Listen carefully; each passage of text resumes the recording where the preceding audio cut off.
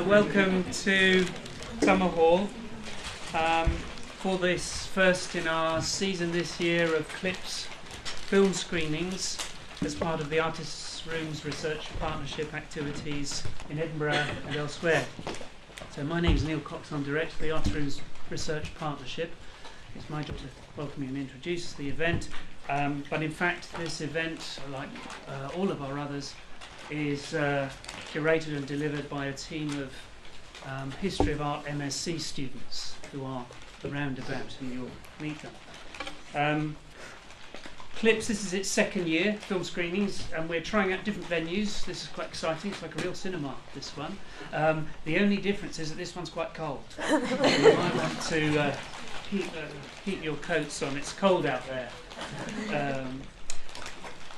So this evening what's going to happen is that we're going to have a short introduction to the film by Ruth Burgon, who some of you will know is completing a PhD in History of Art at the moment, and has also been a key person in the research partnership. She runs our summary writing team, who write short texts about individual works in the Artists' Rooms collection that appear on the Tate and National Galleries of Scotland websites. And she is an absolute expert in that process. She's going to give us a short talk of about 15 minutes, and then we're going to run the film, which is about, I think, 78 minutes long. We won't therefore have a sort of public discussion thing afterwards, although quite often in a lot of our events we do integrate public discussion. However, if you want to argue about the film afterwards, I'm sure Ruth will be ready and willing. So the only other thing to say is that on your desks you've got evaluation forms. They are important to us to let us know what you feel about our events, whether you're interested in more, and so on and so forth. We do look at the information carefully, so we really appreciate it if you can fill those in, probably at the end. Okay, so without further ado, I'm going to hand over to Ruth. Well, thank you everyone for coming. It's really nice to see so many people, and thanks to the interns for organising everything. So I've been writing about this film as part of my PhD, which is why I was asked to give a little introduction to it. It's actually one of those films that a lot of people are quite surprised to hear about. They might know Agnes Martin's work, but then are kind of surprised to hear that she made a film. And it's the only film that she made, and it sort of is seen by a lot of critics as a bit of an anomaly. It doesn't really sit comfortably next to her films. But there's a kind of mixture of ways in which it's been seen, and I'll talk about those a little bit. It's a landscape film. You probably get that idea from the opening shot. Really about a little boy going for a walk in nature. So on a very basic level, that's what it's about. And you see this little boy walking through the landscape, and then also these lot of close-up shots of flowers and water and landscape scenes as well. During those moments, the boy disappears completely, so you have to sort of enter into that slow pace of the film. So hopefully some of you read the blurb beforehand and realise that's the kind of film that you've come to see. So it was made in 1976, and it was screened when it was first made in places like the Anthology Film Archives, which is in New York, still up and running, and also at galleries as well, so really on a kind of circuit of avant-garde film. But Martin herself made the film as a kind of a sort of counter to commercial film at the time, and so she ideally wanted it to be seen in proper cinemas and saw it as kind of alternative to Hollywood film. I had a nice quote from her. She said that she made Gabriel in protest against commercial movies that are about destruction, deceit. They've sold out to the special effects. It's just a series of physical shocks to go to the movies. So she's talking about films that were on at the time. Unfortunately, there's no sort of specific evidence of her having seen Star Wars and Taxi Driver and Jaws and those kind of films that were out at the time. But you can if you start thinking about the mid-70s and the kind of Hollywood films that were out, the fact that she was making this in answer to them seems somewhat strange. And most artists who were making films at the time were making them as art films and not really thinking about them in relation to Hollywood film at all. In some ways it shows us a kind of slight naivety about her own ideas about how this film could be received at all.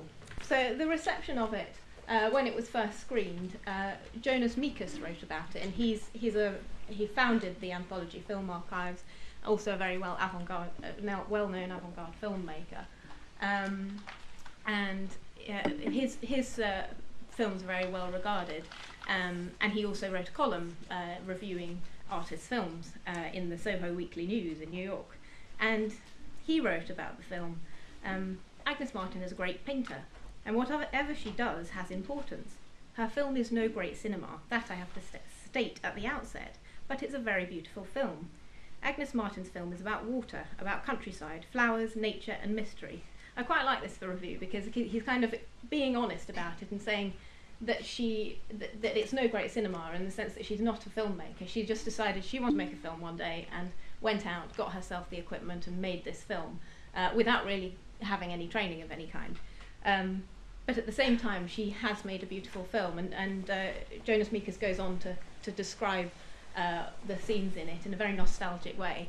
He grew up in rural Lithuania, so he kind of sees the rural elements of this film in a very nostalgic manner. Now, I said at the beginning as well that the film's kind of seen as anomalous in her sort of next to Agnes Martin's paintings, which are abstract, kind of grid-like structures, very muted colours, horizontals and verticals. You're probably all familiar with her paintings. If you've come to this screening, hopefully you know her name and sort of are aware of her paintings, and some of you might have been to the recent retrospective that was at the Tate in London recently. And so it's kind of strange next to those, and the reason it might have been sort of dismissed in this way is that Rosalind Krauss wrote a kind of an article in the early 90s that was quite dismissive of it, and she's a big hitter in the art history world, so anything Rosalind Krauss says kind of ends up having a bit of impact. She starts off her article by saying, so imagine Agnes Martin made a film, and what kind of film would I think she had made? Before she's thought about what the film actually is, what film Agnes Martin did actually make. And Krauss concludes that the kind of film she expects Agnes Martin to make is a sort of structural, constructed kind of film that's about the structure of film itself, very ordered, very structured like a grid, really. But this film is not like that at all. It's kind of quite loose. It is edited and thought about, but it's kind of got quite a loose weave to it. What troubles Krauss in particular is that she thinks that the film allows you to read the paintings themselves as landscape when they're actually completely abstract films. So she says it's not a work that Martin herself gives any indication of wanting to bracket away from the rest of her art, yet it should be, for Gabriel constructs a reading of Martin's own work as crypto-landscape, a reading that, since it's produced by the artist herself, tends to carry the weight of interpretive proof. So that's sort of troubling for Rosalind Krauss. She thinks that once we look at this, we think that the paintings are landscape, which is a kind of closed down reading of them.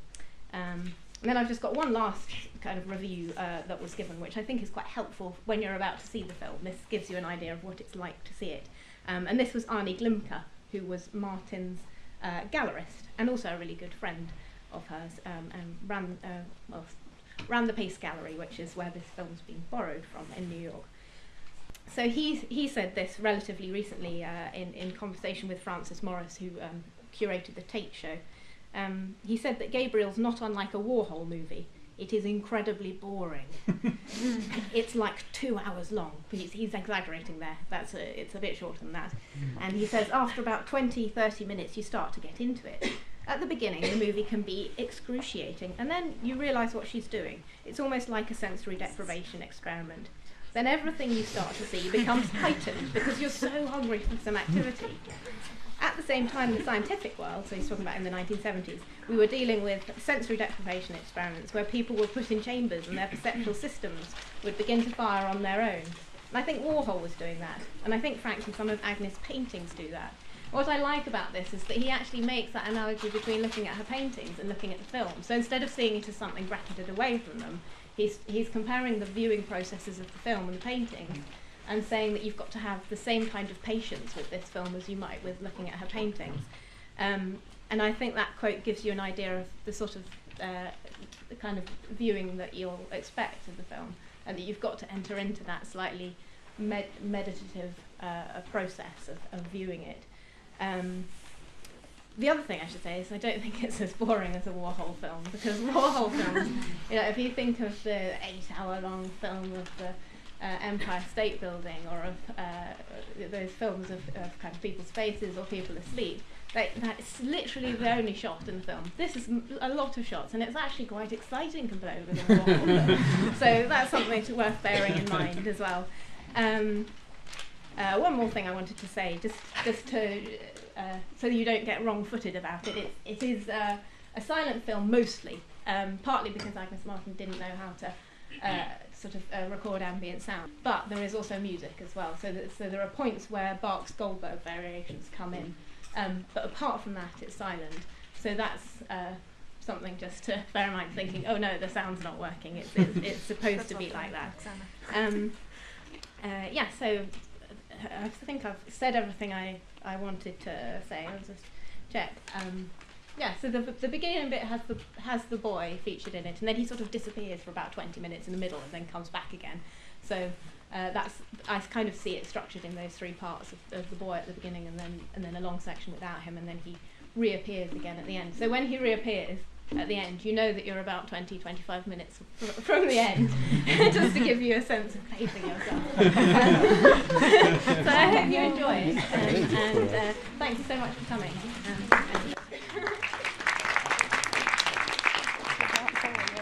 No, we should talk. We'll do